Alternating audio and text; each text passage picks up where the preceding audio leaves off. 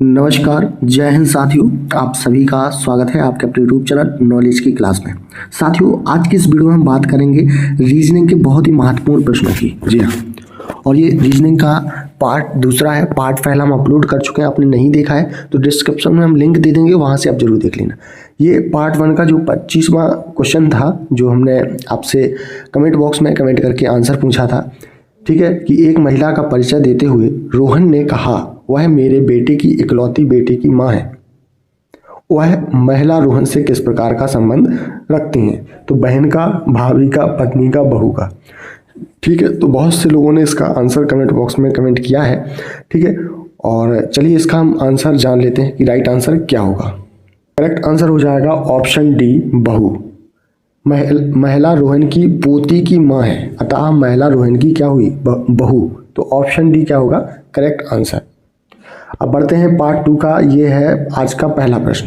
प्रश्न है, एक लाइन में सभी लोग उत्तर की ओर मुंह करके बैठे हैं। देवांग बाएं छोर से 33वें स्थान पर है और देवांग के दाएं ओर सिर्फ 16 व्यक्ति हैं। इस लाइन में कुल लोगों की संख्या क्या होगी? 49, 50, 51। ऑप्शन डी है इनमें से कोई नहीं। तो आप लोग जिस भी क्वेश्चन का आंसर आता है उसको पहले सॉल्व करिए, फिर आंसर से मैच करिए और कमेंट बॉक्स में कमेंट करके बताइए कि आपसे सही कितने क्वेश्चन बने हैं रीजनिंग के। साथियों, मध्य प्रदेश महिला पर्यवेक्षण एग्जाम आपका 7 मार्च से स्टार्ट होने वाला है। जो 28 यानी कि आज से शुरू होना था वो अब 7 मार्च से शुरू होगा। ठीक है, तो आपके लिए और थोड़ा सा समय मिल गया है, तो आप तैयारी को और अच्छा बेहतर बनाए रखें।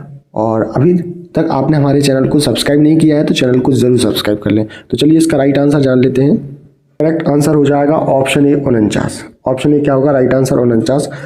कुल लोगों की संख्या बराबर क्या हो जाएगा? एक छोर से दिव्यांग की स्थिति प्लस दिव्यांग के विपरीत दिशा में व्यक्तियों की संख्या। तो 33 प्लस क्या हो जाएगा? 16, है ना। 33 प्लस 16 हो जाएगा कितना? 49। तो कुल व्यक्तियों की संख्या कितनी होगी? 49। तो ऑप्शन ए क्या होगा करेक्ट आंसर।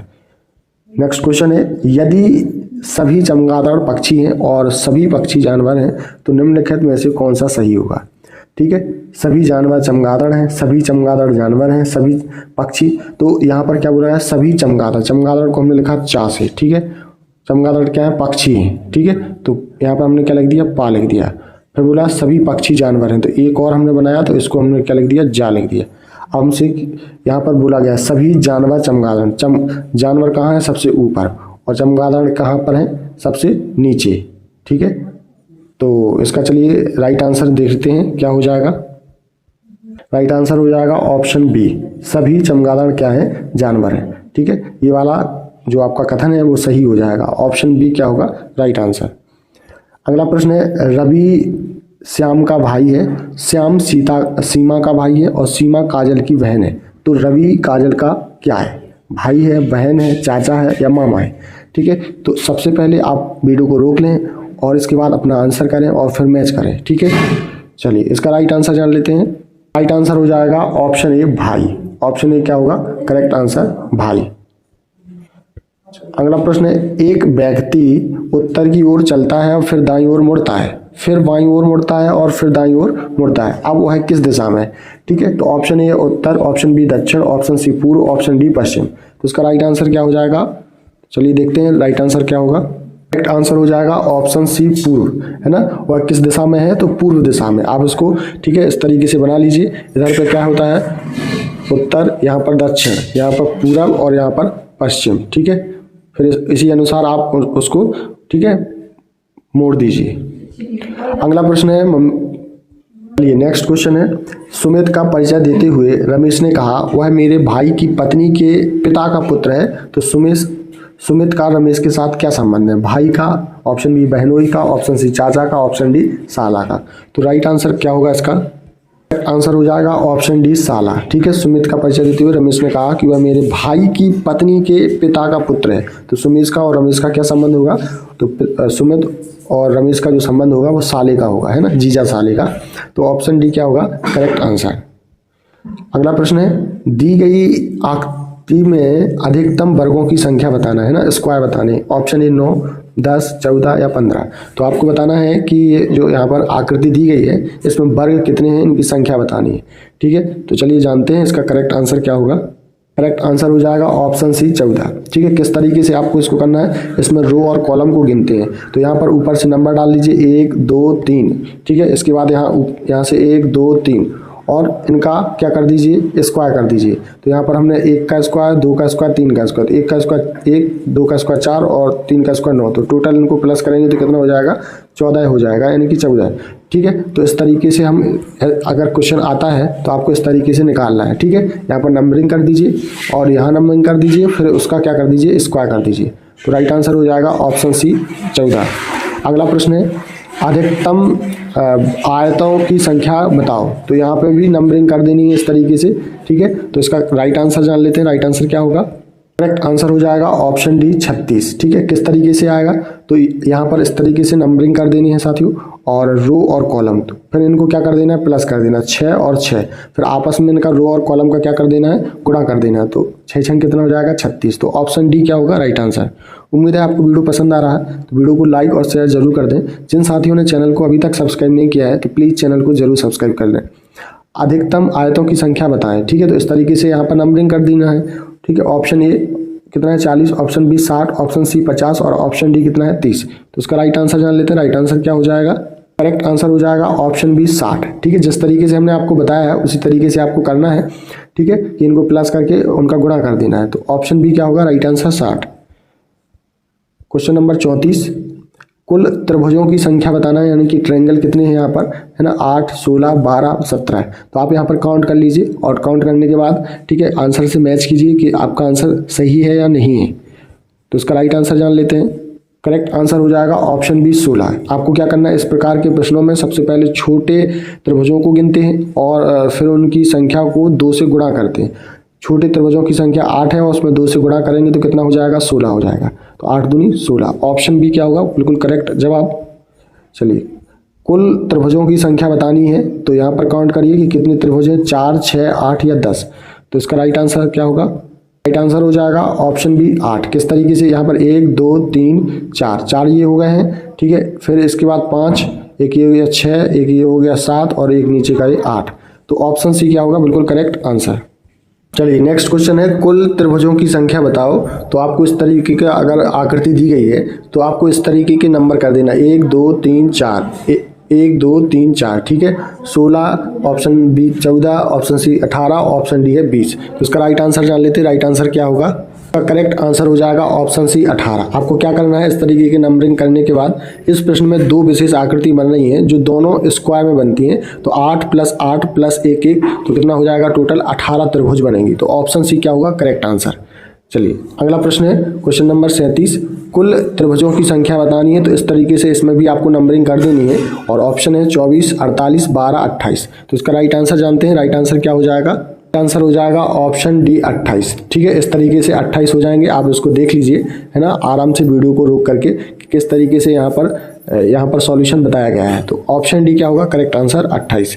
चलिए, क्वेश्चन नंबर 38, कुल त्रिभुजों की संख्या यहाँ पर भी बतानी है। तो 24 26 28 30, करेक्ट आंसर हो जाएगा ऑप्शन सी 28। ठीक है, इस तरीके का इसका वो रहेगा, सॉल्यूशन रहेगा, हल रहेगा। ठीक है, कि आपको किस तरीके से यहाँ नंबरिंग करनी है, क्या करना है, सारी जानकारी यहाँ पर दी गई है। तो आप इस तरीके से कर सकते हैं। चलिए, अगला प्रश्न है क्वेश्चन नंबर 39, दी गई आकृति में त्रिभुजों की संख्या बताइए। 3 6 5 4, 1 2 3। ठीक है, इसके बाद ये 4, ये 5। ठीक है, एक ये पूरा 6। ठीक है, तो इसका राइट आंसर जानते हैं क्या होगा, आंसर हो जाएगा 6। जैसे ही हमने अभी बताया आपको किस तरीके से काउंट करना है, 1 2 3 और इन तीनों को प्लस कर देना है। तो क्या हो जाएगा, 6। ऑप्शन बी क्या होगा, करेक्ट आंसर। चलिए, क्वेश्चन नंबर 40, दी गई आकृति में त्रिभुजों की संख्या बतानी है। तो यहाँ पर इन्होंने फिर एक लाइन और बढ़ा दी है। तो 8 9 12 10। तो इसका राइट आंसर जानते हैं। राइट आंसर क्या होगा साथियों, करेक्ट आंसर हो जाएगा ऑप्शन सी 12। ठीक है, और 12 किस तरीके से होगा, तो आपको इस तरीके से नंबरिंग कर देनी है और इनको प्लस कर देना है ना। तो 6 6 कितना हो गया, टोटल 12 हो गया। तो ऑप्शन सी क्या होगा, बिल्कुल करेक्ट आंसर।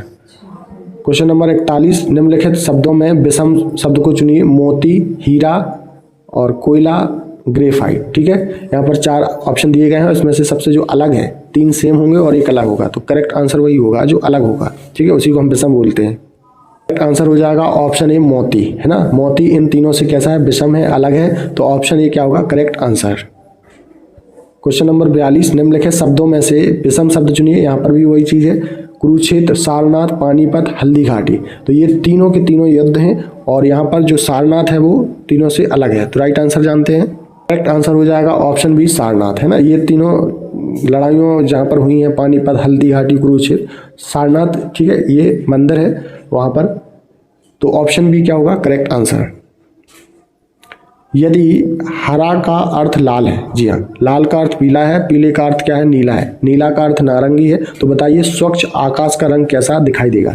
तो आकाश कैसा होता है नीला, और यहाँ पर नीले को उन्होंने क्या बोला है नारंगी, हरा, पीला, लाल, ये आपके ऑप्शन है। तो करेक्ट आंसर होगा ऑप्शन ए। ऑप्शन ए क्या होगा करेक्ट आंसर नारंगी। यहाँ पर उन्होंने आकाश का रंग पूछा है, तो आकाश कैसा होता है नीला, और नीला को उन्होंने कहा है नारंगी, तो ऑप्शन ए क्या होगा करेक्ट आंसर नारंगी, ठीक है। ऑप्शन ए क्या होगा राइट आंसर।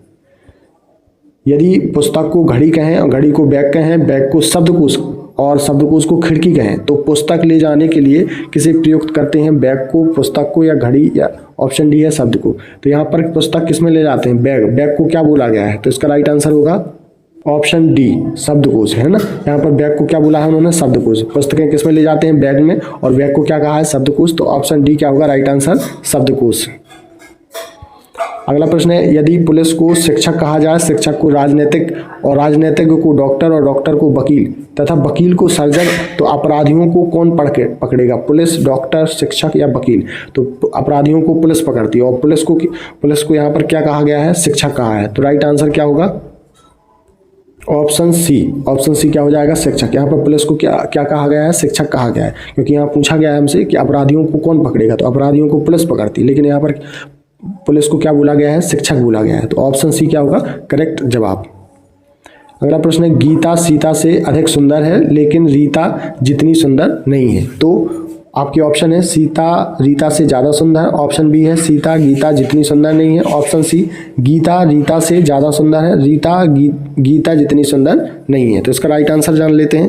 करेक्ट आंसर हो जाएगा ऑप्शन बी, सीता गीता जितनी सुंदर नहीं है। ऑप्शन बी क्या होगा बिल्कुल करेक्ट आंसर। चलिए नेक्स्ट क्वेश्चन है, यदि राम श्याम से अधिक धनवान है परंतु उतना नहीं जितना मोहन है, तो श्याम है रमेश से निर्धन, राम से धनवान, मोहन से निर्धन, मोहन से धनवान। तो इसका करेक्ट आंसर जान लेते हैं। करेक्ट आंसर क्या होगा, करेक्ट आंसर हो जाएगा ऑप्शन सी मोहन से निर्धन, है ना। राम श्याम से अधिक धनवान है परंतु उतना नहीं जितना मोहन है, तो श्याम है तो श्याम मोहन से क्या है निर्धन है। ऑप्शन सी क्या होगा करेक्ट आंसर। अगला क्वेश्चन है क्वेश्चन नंबर 48, 5 लड़कों ने एक दौड़ में हिस्सा लिया। राज ने मोहित से पहले लेकिन गौरव के बाद दौड़ को पूरा किया। आशीष ने संचित से पहले लेकिन मोहित के बाद दौड़ को पूरा किया। तो दौड़ किसने जीती, गौरव ने, आशीष ने, मोहित ने, राज ने। तो दौड़ बतानी है कि किसने जीती। करेक्ट आंसर हो जाएगा ऑप्शन ए गौरव, है ना। किसने जीती है दौड़, गौरव ने जीती। ऑप्शन ए क्या होगा करेक्ट जवाब। चलिए नेक्स्ट क्वेश्चन है, एक महिला की ओर संकेत करते हुए साइमन ने कहा वह मेरे पिता की एकमात्र बहन की पुत्री है। वह महिला साइमन से किस प्रकार का संबंध रखती है, माता का, फुफेरी बहन का, ऑप्शन सी है बहन का, ऑप्शन डी है बुआ का। तो आपको बताना है कि महिला साइमन से किस प्रकार का संबंध रखती है। राइट आंसर जान लेते हैं। राइट आंसर हो जाएगा ऑप्शन बी फुफेरी बहन, है ना। महिला साइमन से किस प्रकार का संबंध रखती है, तो फुफेरी बहन का रखती है। ऑप्शन बी क्या होगा करेक्ट आंसर। आज का अंतिम प्रश्न है, लास्ट क्वेश्चन नंबर लास्ट। एक दिन शाम को सूर्यास्त से पहले 2 मित्र रमन और अर्जुन आमने सामने बैठकर बातचीत कर रहे थे। यदि रमन की परछाई ठीक उसकी बाईं ओर पड़ रही थी तो अर्जुन किस दिशा की ओर मुख करके बैठा था, पश्चिम, दक्षिण, पूर्व, उत्तर। ठीक है, बहुत ही अच्छा क्वेश्चन है, एग्जाम में जरूर पूछा जाएगा। इसी प्रकार का प्रश्न आपके एग्जाम में पूछे जाएंगे, यही लेवल रहने वाला है ना, क्योंकि ज़्यादा टफ लेवल नहीं रहेगा, यही लेवल रहेगा। ठीक है, तो चलिए इसका राइट आंसर जान लेते हैं। करेक्ट आंसर हो जाएगा ऑप्शन डी उत्तर, है ना। तो अर्जुन किस दिशा की ओर मुख करके बैठा है, उत्तर दिशा की ओर। तो ऑप्शन डी क्या होगा करेक्ट आंसर। तो साथियों यहाँ पर हमने बहुत ही महत्वपूर्ण टॉप 25 रीजनिंग के प्रश्न देखे जो मध्य प्रदेश महिला पर्यवेक्षक एग्जाम 2025 के लिए बहुत बहुत महत्वपूर्ण है। और आप ऐसे ही वीडियो देखना चाहते हैं तो चैनल को जरूर सब्सक्राइब कर लें। हमने जीके के और सभी जो सिलेबस में आपके टॉपिक हैं उससे रिलेटेड वीडियो बनाई हैं, आपने नहीं देखी हैं तो प्लेलिस्ट बनी हुई है, वहाँ पे 50 से 55 हमने प्रैक्टिस सेट डाल चुके हैं। तो जाइए और सारे पार्ट्स को देख लीजिए, बहुत ही अच्छा रिवीजन हो जाएगा। तो ठीक है, तो वीडियो को लाइक और शेयर जरूर करें। धन्यवाद।